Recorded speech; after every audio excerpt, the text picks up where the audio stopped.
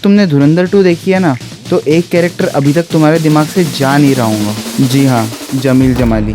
ना तो वो हीरो था, ना ही वो विलन था, लेकिन फिर भी वो सबकी ज़ुबान पे है और सब कह रहे हैं द ओजी धुरंधर। परफॉर्मेंस और स्क्रिप्ट की ताकत देखो, तुम्हें कभी रियलाइज़ भी नहीं हुआ कि असली धुरंधर तो ये है। सबको लग रहा था कि ये तो एक फ़नी और धोखेबाज टाइप का पॉलिटिशियन है, पर किसी को रियलाइज़ भी नहीं हुआ कि वो शुरू से ही गेम खेल रहा था। शॉकिंग तो था कि वो स्पाई है, लेकिन उससे ज़्यादा शॉकिंग था कि हमें कभी रियलाइज़ भी नहीं हो रहा है, जबकि हिंट्स मिलते आ रहे हैं। ये है आदित्य धर का मैनिपुलेशन, और साथ ही साथ राकेश बेदी का परफॉर्मेंस भी। ये कैरेक्टर सिर्फ एक्टिंग नहीं कर रहा था, ये कैरेक्टर तुम लोगों को मैनिपुलेट कर रहा था। कैरेक्टर हमेशा से हमें ऐसा लगता था कि वो सीरियस नहीं है, बस लालची है, कभी फनी, कभी सेल्फिश और कभी अपॉर्चुनिस्ट। ऐसा बंदा जिसको देख के लग जाता है कि ये सिर्फ अपना फ़ायदा देख रहा है, और इसी वजह से ऑडियंस हो या फिर कैरेक्टर्स हो उसे सीरियस नहीं लेते हैं, उसे बस फनी समझ के छोड़ देते हैं। फिल्म ने ना इस कैरेक्टर को डेलिबरेटली लाइट टोन में रखा है, जैसे कि ये डायलॉग,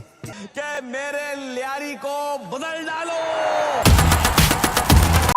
सरफेस लेवल पे ये डायलॉग फनी लगता है, लेकिन डिलीवरी काम, कंट्रोल्ड और डोमिनेंट। अब धुरंधर 1 की एंडिंग याद करो, उसी सीन को आप वापस जाके देखोगे ना, तो आपको रियलाइज होगा कि आखिर में ये बोल क्या रहा था। कल खाया लौंडा मुझे नसीहत देगा।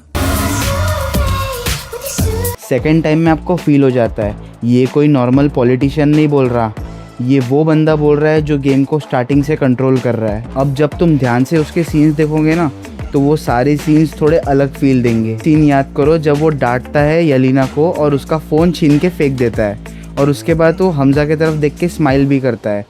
फर्स्ट टाइम में हमको लगता है कि बंदा वहाँ पे प्रिटेंशियस हो रहा है, लेकिन बाद में हम जब सेकंड टाइम देखते हैं तो हमें रियलाइज़ होता है कि वो करना क्या चाह रहा था। इवन मेरा प्रेडिक्शन तो ये भी है कि असलम चौधरी और उसके बीच में जो कन्वर्सेशन वाला वीडियो लीक होता है ना, वो भी उसने खुद ही करवाया है। पेंटा वाला सीन याद करो, सियाना हो गया मेरा बच्चा।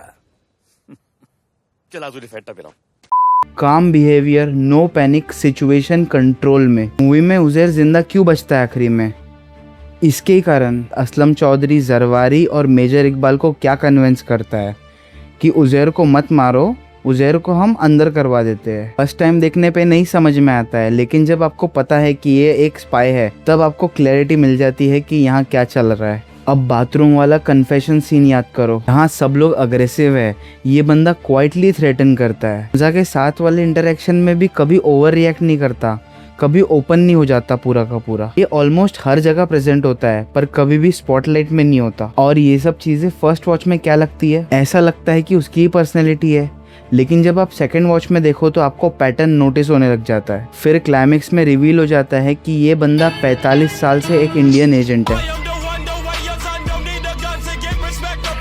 मेरा फर्स्ट रिएक्शन ये था कि कुछ भी। बाद में जब मैंने थोड़ा देर और सोचा ना, तो मुझे रियलाइज हुआ फक, ये तो लॉजिकल है। सडनली उसका काम बिहेवियर, कंट्रोल, प्रेजेंस और साथ ही साथ उसका कॉमिकल होना सब सेंस बनाने लग जाता है। बहुत लोगों के दिमाग में ये डाउट आ रहा होगा ना कि जब जमाली था तो हमजा को भेजने की क्या ज़रूरत है। देखो, जमाली पॉलिटिकल कंट्रोल संभाल रहा था और हमजा गैंग्स कंट्रोल संभाल रहा है। ये बात हमेशा से बोली गई थी कि एक तुम्हारा सीनियर वहाँ होगा, लेकिन तुम्हारी मुझसे कभी मुलाकात नहीं होगी।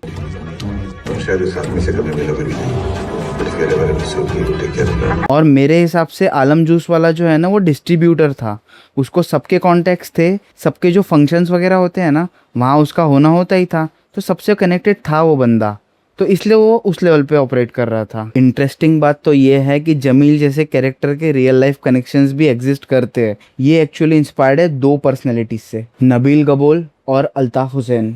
लेकिन फिल्म का एंड देख के इतना समझ में आ जाता है कि ये रियल पर्सनैलिटी से इंस्पिरेशन लेके फिल्म में एक डिफरेंट नैरेटिव सेट किया गया है। इस सिचुएशन का फ़ायदा उठा के जो लोग ट्रोल कर रहे हैं ना नबील गबोल को, वो मेरा फेवरेट मोमेंट है। हम सोच रहे थे कि एक चूतिया सा पॉलिटिशियन है, लेकिन ये तो एक स्ट्रेटेजिक प्लानर निकला। कैरेक्टर इस ट्विस्ट की सबसे जीनियस बात पता है क्या है? फिल्म ने कभी तुम्हें झूठ नहीं बोला, बस तुम्हें डिस्ट्रैक्ट किया है। कैरेक्टर को फनी बनाया, उसे अंडर एस्टिमेट किया, और तुम लोगों ने उसको इग्नोर कर दिया। इसका रिजल्ट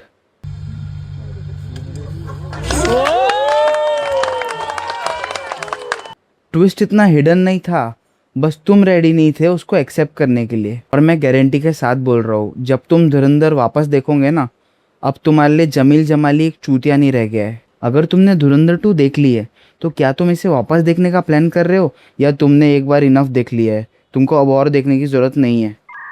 कमेंट्स में बताना।